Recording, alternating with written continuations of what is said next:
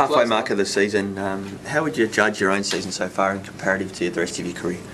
Mine personally? Yeah, personally. I think over the past few years I've become a lot more of a consistent player, which is something that's always been a massive issue for me and a massive focus for myself.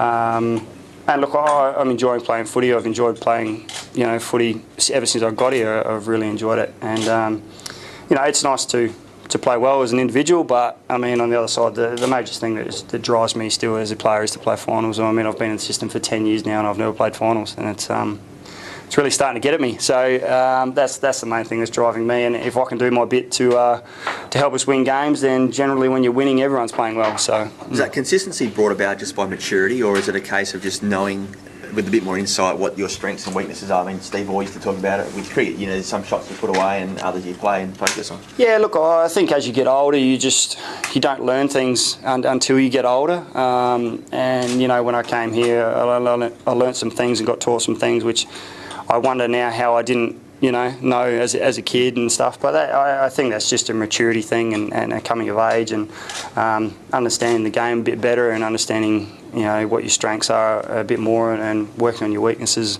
as much as you can.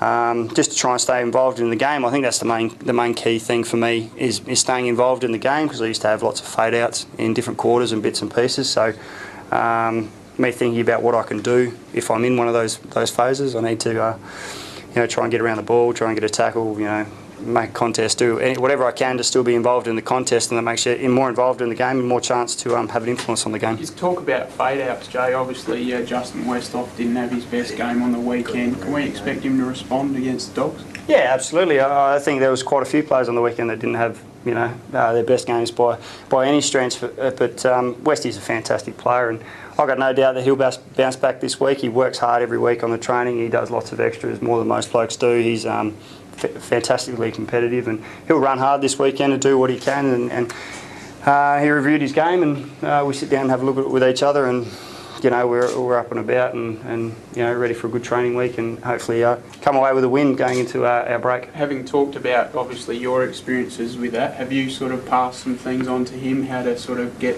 better with that? Yeah, look, we both talk about the game in general. I mean, Westy's got one of the best footy brains I've come across, both on field and and off field as well. So he's great to talk to, and I try and pass on whatever knowledge I've learned from great players that I've played with, and as I try and do with all the guys that are younger with me. So we all have a good relationship, especially the forwards, and we try and teach each other as much as possible. Halfway mark of the season, there's been a bit of huff and puff outside the club in regards to how you're going, but if you just strip it back and at the start of the year, a little bit hypothetical, but would you have taken where you're at right now in terms of win-loss and a bit of development? No, absolutely not. I'd love to win every game, but I mean, realistically speaking. Realistically, look, for me personally, and as honest as I can be as a player, and from what you hear from people saying, have we improved, haven't we improved, all those kinds of things, I can tell you honestly, as a player, as myself, I feel a lot more comfortable, and I'm going each week with a lot more confidence of us being able to win every game that we play, as compared to last year. So you can give me stats, you can give me all this sort of stuff. I'm telling you honestly, as a player on the ground, this is why I hate stats, because I go on how I feel during the game, I go how our players are feeling, how the game's going. And I feel fantastic each week going out into our game. And we've pushed bloody good sides this year, especially early on in the year. While the results didn't go our way, we haven't been beaten by 100 points like we were last year. We haven't had those games. We haven't had those bad games. We've been pushing sides. For sure, we'd like to have won a few more of those games, and it could have been a different turnout come the halfway mark. But this is where we're at. We got beaten by a quality side on the weekend, who I think is going to play in a grand final.